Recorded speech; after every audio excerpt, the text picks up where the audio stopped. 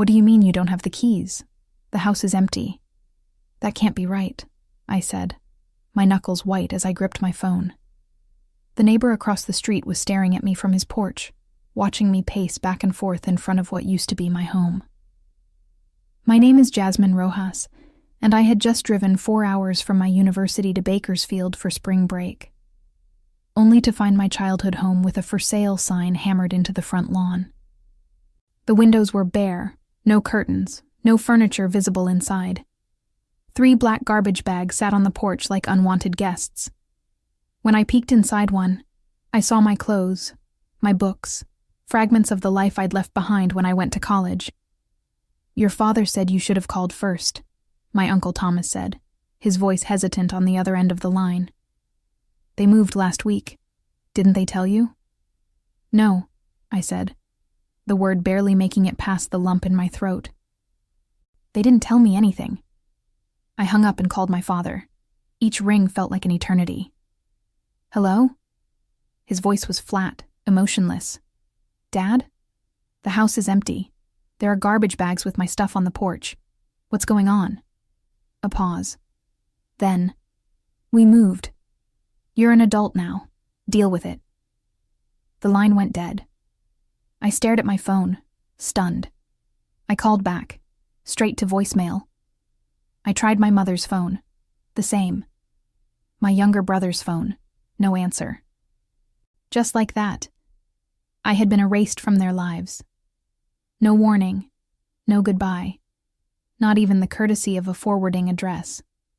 I stood there, watching the sunset cast long shadows across what used to be my front yard. The maple tree my father and I had planted when I was 8 still stood tall, its branches reaching toward a house that no longer belonged to us. I had sent part of my scholarship money home every month. I had maintained a 3.9 GPA in pre-law while working part-time. I had been the responsible one, the quiet one, the one who never caused trouble. And this was my reward. I didn't cry. Not then. Instead, I picked up those garbage bags and loaded them into my car. I checked into a motel for the night, laying out my salvaged possessions on the scratchy bedspread. A few textbooks, winter clothes I'd left behind, a broken picture frame with a photo of my family at the beach 3 summers ago. Everyone smiling. Everyone a liar. That night, I made a decision. If they wanted to erase me, I would return the favor. I would cut all ties. And I would build something they could never take away from me. I grew up believing family meant unconditional support. My parents had immigrated from Mexico before I was born, and family first was practically our household religion. My father worked double shifts at the manufacturing plant, and my mother cleaned houses. They reminded us daily of their sacrifices. "We came here with nothing so you could have everything," my father would say over dinner. "Education is your ticket." I took those words seriously. While other kids went to parties, I studied. When my high school friends got summer jobs at the mall, I interned at the local courthouse. My acceptance to university on a pre-law scholarship was supposed to be the first return on their investment. My younger brother, Gabriel, was different. He struggled in school, preferred video games to books, and had been caught shoplifting twice. Yet my parents never threatened to kick him out. They defended him, supported him, forgave him. "He's finding his way," they'd say. Maybe that's why their abandonment blindsided me. The responsible daughter discarded while the troubled son remained under their wing. That night in the motel, I called Professor Wilkins, my constitutional law instructor who had become something of a mentor. "They just left?" she asked, disbelief evident in her voice. "Yes. I'm not sure what to do next. I can't exactly go back to the dorms during break, and My voice cracked, the emotion finally breaking through. "Listen to me, Jasmine.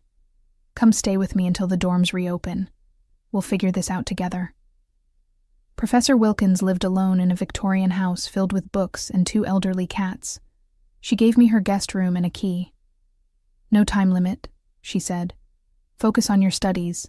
That spring break, instead of relaxing, I threw myself into research. Professor Wilkins had connected me with a summer legal internship at Riverton Law Partners, specializing in housing discrimination cases. The irony wasn't lost on me. "Channel it," Professor Wilkins advised over tea one evening. "The best advocacy comes from personal experience." I nodded, thinking about the family photos I'd found crumpled at the bottom of one garbage bag. My quinceañera, high school graduation, all the milestones my parents had celebrated, only to discard the evidence like trash. That night, I blocked their numbers. All of them. My father, mother, brother, even aunts and uncles who might enable their behavior. If anyone asked about my family, I simply said, "We're not in touch." No dramatic story, no plea for sympathy. I was rebuilding from scratch, and sentimentality had no place in the foundation. The summer internship at Riverton Law Partners changed everything. What started as basic research and coffee runs quickly evolved when my supervisor, attorney Eleanor Grayson, discovered my knack for connecting with clients. "You have something rare, Jasmine," she told me after I helped calm a young mother facing eviction. "You actually listen." I was assigned to assist with intake interviews, meeting families being pushed out of affordable housing by developers, elderly tenants facing illegal rent increases, students dealing with predatory landlords. Their stories resonated with me in ways I couldn't articulate. One evening, after a particularly grueling day interviewing 3 families from the same apartment complex who were all served simultaneous eviction notices, I stayed late organizing case notes. Eleanor found me there at 9 p.m., surrounded by papers. "Burning the midnight oil?" she asked, leaning against the doorframe. "These families have nowhere to go," I said. "The developer's offering them 2 weeks in a motel as compensation for breaking their leases early." Eleanor sighed. "Unfortunately, that's often more than the law requires." "But it's not right," I insisted. 2 weeks isn't enough time to find new housing, especially with security deposits and first month's rent. These people will end up homeless. "The system is broken," Eleanor agreed. "So what are you going to do about it?" That question lingered with me for days. What could I, a second-year pre-law student with an internship, possibly do? The answer came unexpectedly during a mandatory university financial aid seminar. The presenter mentioned that students could apply for social innovation grants, seed money for projects addressing community needs. The application deadline was just 2 weeks away. I stayed up 3 nights straight drafting a proposal for a housing advocacy program, specifically for students and low-income families. I called it Safe Space Initiative. Eleanor helped me refine the legal aspects, and Professor Wilkins reviewed the final application. While waiting to hear back about the grant, I received the first of many calls from my parents. It came 6 months after they'd abandoned me, a voicemail from my father. "Jasmine, your mother is worried about you. Call us." No apology, no explanation. Just an expectation that I would respond to their summons like an obedient daughter. I didn't call back. 3 days later, another voicemail. "This silent treatment is childish, Jasmine. We're your family." I saved the message but didn't respond. The calls increased in frequency. Sometimes my father, sometimes my mother, occasionally my brother. Their tones ranged from demanding to pleading. None acknowledged what they had done. When the university awarded me the Social Innovation Grant, $25,000 to launch Safe Space Initiative, I didn't share the news with them. When I was offered a paid position at Riverton to continue my work through the academic year, I celebrated with Professor Wilkins and Eleanor instead.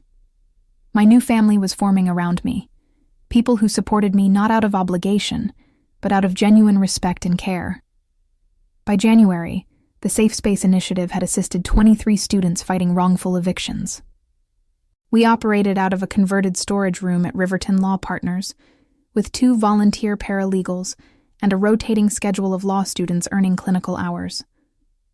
Most days, I rushed from classes to the office, spending evenings reviewing cases and refining our approach. The work was exhausting but fulfilling. Each family that maintained housing, Each student who avoided homelessness felt like a personal victory. I was building something meaningful from the wreckage of my own displacement. My parents, meanwhile, had increased their campaign to reconnect. The calls came with alarming frequency, sometimes multiple times per day. When I continued ignoring them, they enlisted relatives. "Your mother cries every night," my Aunt Lucia texted. "Whatever they did, can't you forgive them?" I didn't respond to these messages either. Forgiveness required acknowledgement, and they had yet to admit any wrongdoing. One Tuesday afternoon in February, I was counseling a sophomore named Devin, who had returned from winter break to find his landlord had rented his room to someone else, despite his paid-up lease. As we discussed his options, the office phone rang.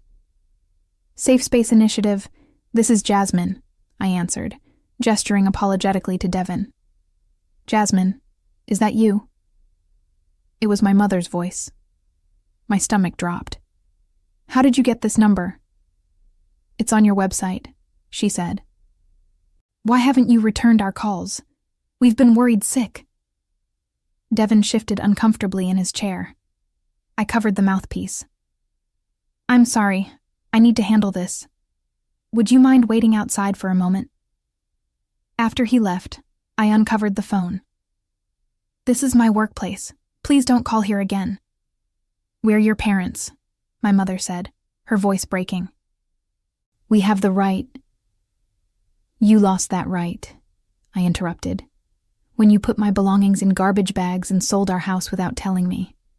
I'm not doing this now." "Your father made a mistake," she pleaded. "We had financial troubles. The house was being foreclosed on. We were embarrassed." For a moment, I felt a crack in my resolve. Financial troubles? Foreclosure? They had never mentioned money problems. "If you were in trouble, you could have told me," I said, my voice softer. "I would have helped. I was already sending money home." "Your father wouldn't allow it," she said. "His pride. You know how he is." I did know. My father's pride was a force of nature, shaping our family dynamics since childhood. But pride didn't justify what they'd done. "I need to get back to work," I said firmly. "Please respect my boundaries." I hung up before she could respond, hands trembling slightly as I placed the receiver down. The brief conversation had unearthed feelings I thought I'd successfully buried. Anger, certainly, but also a lingering sense of responsibility toward them. Later that evening, Eleanor found me still at my desk, staring at Safe Space's call log. "Everything okay? You seem distracted," she said, perching on the edge of my desk. I hesitated, then told her about the call. "Part of me wants to believe they had a good reason," I admitted. "That it wasn't just cruelty." Eleanor considered this. "People rarely act from pure cruelty, Jasmine. But reasons and excuses aren't the same thing. Whatever financial troubles they had, they chose to handle it by abandoning you without warning." She was right. And yet, my mother's explanation had planted a seed of doubt. What if there was more to the story? What if they had been desperate? The next day, against my better judgment, I did something I'd resisted for months. I searched for my family online. What I found shattered any emerging sympathy.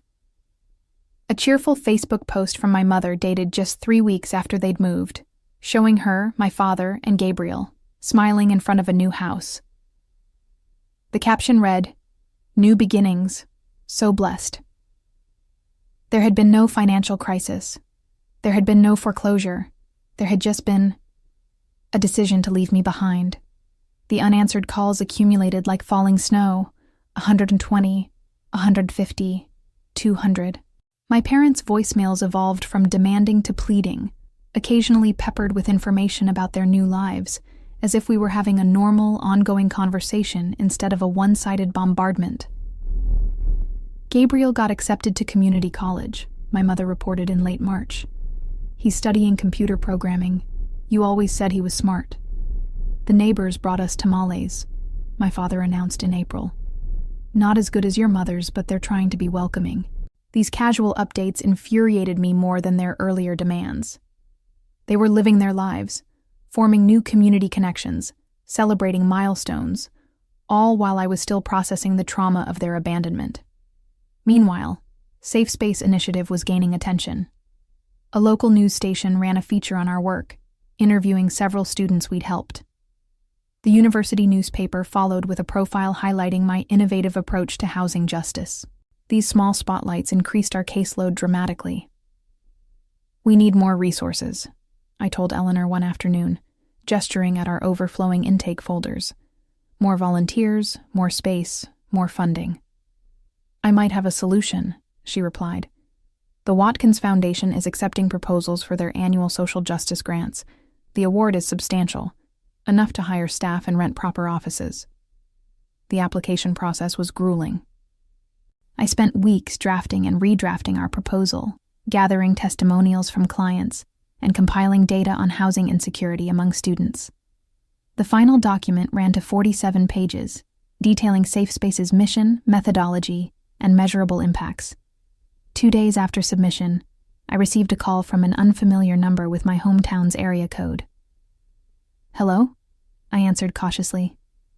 "Jasmine, it's Mrs. Hernandez from next door." Our former neighbor. I hadn't spoken to her since the day I found the house empty. "I hope it's okay that I called," she continued. "Your brother gave me your number. He said you might not answer if you saw their names on caller ID." My defenses rose immediately. "If this is about reconnecting with my parents—" No, she interrupted. "Well, not directly. It's about the house. Your old house. Someone broke in last night. The police think they were looking for valuables, but of course the place is empty. Your father asked me to check if perhaps you had come back for something. He didn't want to report a break-in if it was just you." I nearly laughed at the absurdity. "I haven't been back since that day, Mrs. Hernandez. Besides, I don't have keys anymore." "That's what I told him," she sighed. "But there's something else. The intruder left something behind. An envelope with your name on it. The police gave it to me since I'm watching the property." My heart skipped. "What does it say?"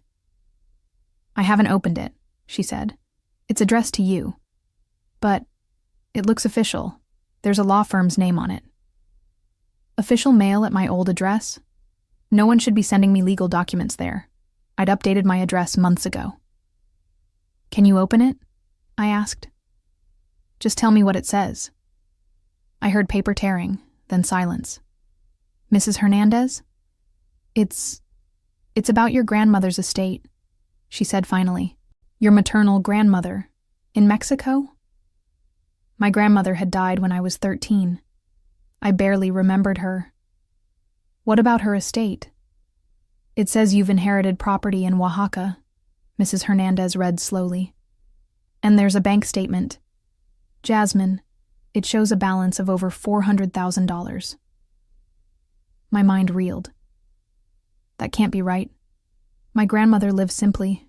She didn't have that kind of money. The letter says the property was developed after her death. Resort condominiums. Your portion is the proceeds from the sale of 2 units. I grabbed a pen, scribbling as Mrs. Hernandez dictated the law firm's contact information. My hand shook as I processed the implications.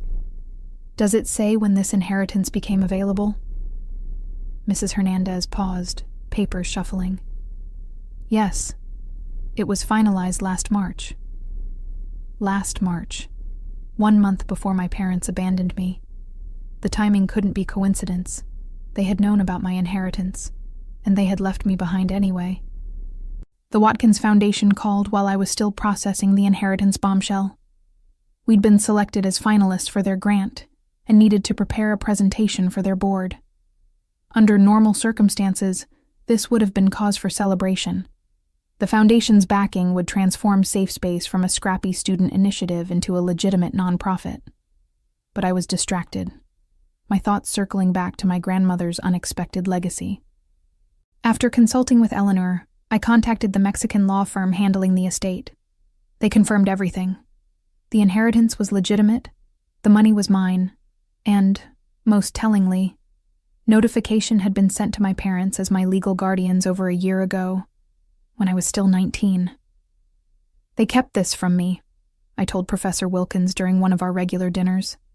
They knew I had this inheritance coming and still put my stuff in garbage bags. She set down her fork.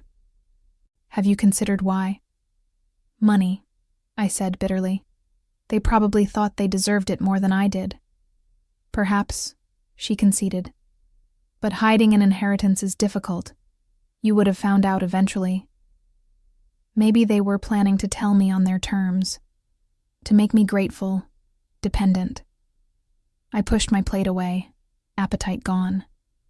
Or maybe they never planned to tell me at all. The inheritance funds were transferred to my account 3 days before the Watkins Foundation presentation. I hadn't decided what to do with the money, but its presence offered a strange security. For the first time since finding my childhood home empty, I felt financially untethered from my past. The Watkins presentation was scheduled for a Saturday afternoon in May. I arrived at the Foundation's downtown offices an hour early, reviewing my notes in the sleek waiting area. Our proposal requested $300,000 over 3 years to expand Safe Spaces services beyond the university to the broader community. Eleanor arrived 20 minutes before the scheduled time, impeccable in a charcoal suit. Ready? She asked, sitting beside me. As I'll ever be, I replied, straightening my own carefully selected blazer. Navy blue, professional but not intimidating. The board can seem formal, she warned, but they care about impact. Focus on the human stories, how safe space changes lives. We were escorted into a boardroom where 8 people sat around a polished table. I recognized several from my research: local business leaders, philanthropists, a former judge. The Foundation's director, William Watkins himself, rose to greet us. Ms. Rojas, Ms. Grayson, welcome, he said, gesturing toward the presentation area. We've been impressed by your written proposal. Show us why Safe Space deserves our support. I connected my laptop to their projector and began. The presentation outlined Safe Space's journey from student project to community resource, highlighting key cases and systemic impacts. Eleanor chimed in with legal context, explaining how our model filled gaps in existing services. 20 minutes in, as I was describing our vision for expansion, the boardroom door opened. A Foundation assistant whispered something to Mr. Watkins, who nodded. I apologize for the interruption, Mr. Watkins said. Ms. Rojas, there are some people here claiming to be your family. They're quite insistent on speaking with you. My heart stopped. My family? They say it's urgent, he added, looking uncomfortable. We can ask them to wait until we've finished. Eleanor touched my arm supportively. Your call, Jasmine. I took a steadying breath. After months of unanswered calls, my parents had tracked me down to perhaps the most important professional moment of my young career. The timing couldn't be worse, or more telling. Please tell them I'll speak with them after the presentation, I said, my voice remarkably steady. This is too important to interrupt. Mr. Watkins nodded approvingly, and the assistant left to deliver my message. I turned back to the presentation, but inside, my mind was racing. What could possibly be so urgent after nearly a year of silence? I finished the presentation on autopilot, my voice professional despite the emotional turbulence beneath. The board asked insightful questions, which I answered thoroughly, determined not to let my personal drama affect this opportunity. When they finally thanked us and promised a decision within 2 weeks, I felt hollow, rather than hopeful. You were excellent, Eleanor said as we gathered our materials, especially under the circumstances. Outside the boardroom, my parents and Gabriel waited in the reception area. My mother rose when she saw me, her face a complex mixture of emotions: hope, fear, determination. My father remained seated, his expression guarded. Gabriel hovered awkwardly between them, looking everywhere but at me. Jasmine, my mother began, stepping forward. We need to talk. Eleanor squeezed my shoulder. I'll give you privacy. Call me later. I nodded gratefully, then turned to my family. Why are you here? How did you even find me? We saw the newspaper article about your housing program, my mother explained. It mentioned the Watkins presentation today. We've been trying to reach you for months. I'm aware, I said coolly. 247 calls is hard to miss. My father finally stood. This has gone on long enough, Jasmine. You're being childish. A bitter laugh escaped me. Childish? I came home to find my belongings in garbage bags. You sold our house without telling me. You abandoned me. And I'm the childish one? We made a mistake, my mother said, her voice trembling. We want to make it right. Now you want to make it right? I asked. After a year? After I've rebuilt my entire life without you? Why now? Gabriel shifted uncomfortably. Just hear them out, Jazz. I know about the inheritance, I said flatly. Is that why you're suddenly interested in reconciliation? Because the money came through? My father's face darkened. You've always been so quick to judge. And you've always been so quick to discard, I countered. You knew about my grandmother's estate last March. You kept it from me, then threw me away. My mother's eyes widened. You know? I know everything, I confirmed. The question is, what do you want now? The foundation's reception area wasn't the place for a family reckoning, so we relocated to a nearby coffee shop. I sat across from them, maintaining physical and emotional distance as they attempted to explain the inexplicable.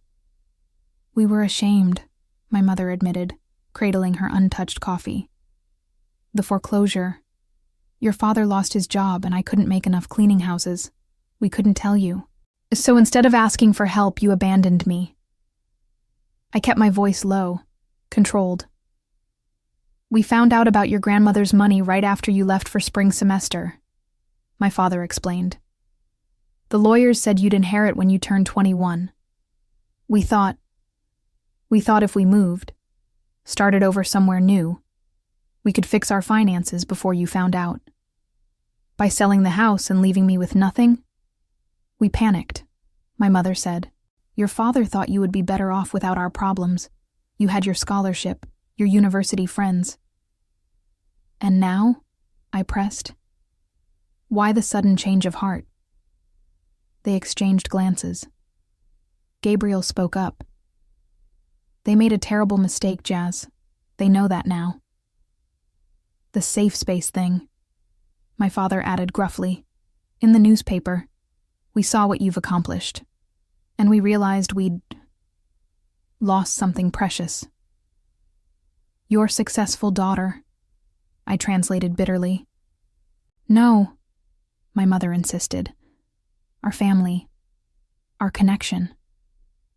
I studied them. These people who had shaped my early life and then shattered it. My mother looked older, gray strands prominent in her dark hair. My father seemed diminished somehow. His shoulders slumped beneath his worn jacket. Gabriel had grown an inch, his boyish features maturing. I've built a new life, I said finally. New connections. People who value me regardless of my accomplishments. We're still your family, my father insisted. I met his gaze steadily. Family doesn't put your belongings in garbage bags. Rising from the table, I placed enough cash to cover all our drinks and prepared to leave. I don't need closure. I've moved forward. But if you truly want to make amends, start by respecting my boundaries. As I walked away, I felt something unexpected. Not satisfaction or vindication, but a quiet strength. I had faced my abandoners on my own terms and walked away whole. The next morning, the Watkins Foundation called. Safe Space Initiative had been awarded the full grant amount, with an additional $50,000 for operational expenses. That afternoon, a national news outlet contacted me about featuring Safe Space in a segment on innovative approaches to housing justice.